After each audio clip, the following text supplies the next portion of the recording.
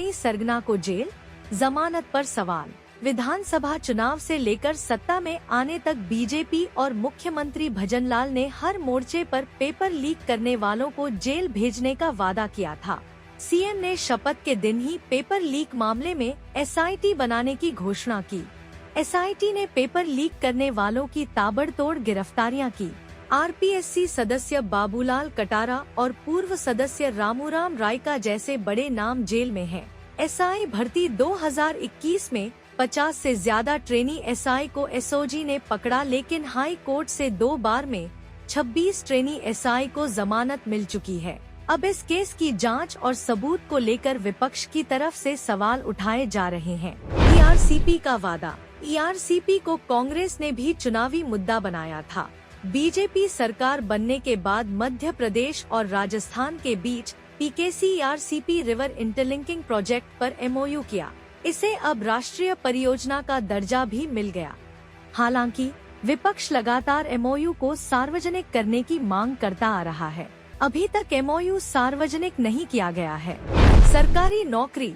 हर साल 1 लाख भर्तियों की घोषणा। भजनलाल सरकार ने हर साल 1 लाख युवाओं को सरकारी नौकरियां देने का वादा किया था। उस वादे पर पहले तो धीमी गति से कम हुआ, लेकिन सरकार का 1 साल पूरा होते होते ताबड़तोड़ वैकेंसी की घोषणा की गई। पिछले 1 सप्ताह में ही 72,000 से ज्यादा नौकरियों की घोषणा की गई है। अब इन भर्तियों का काम आगे बढ़ेगा।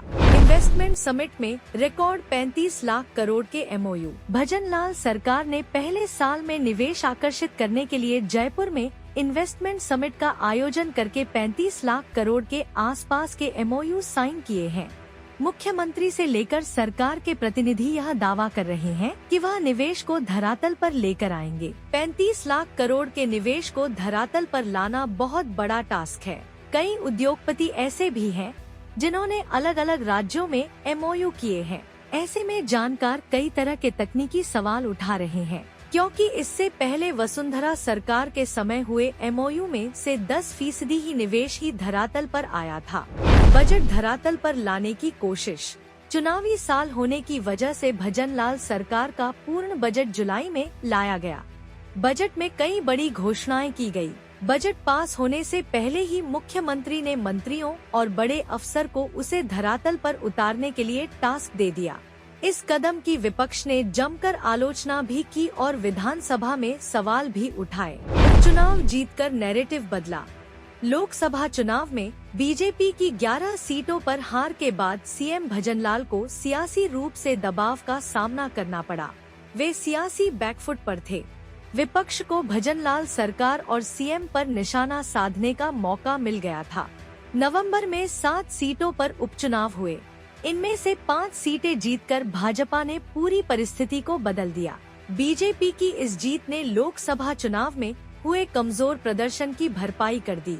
इसे सियासी मोर्चे पर सीएम के लिए एक बड़ी जीत के तौर पर देखा जा रहा है। यमुना जल समझौता। भजनलाल सरकार ने यमुना जल समझौते का पानी राजस्थान के झुंझुनू जिले को दिलाने के लिए समझौता किया।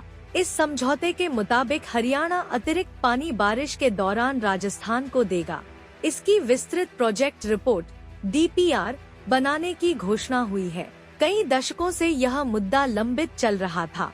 हालांकि जिस तरह का समझौता किया गया है, उसको लेकर विपक्ष लगातार सरकार पर हमलावर है। इस समझौते की सबसे बड़ी खामी यही बताई जा रही है कि हरियाणा बारिश के दौरान ही बचा पानी देगा।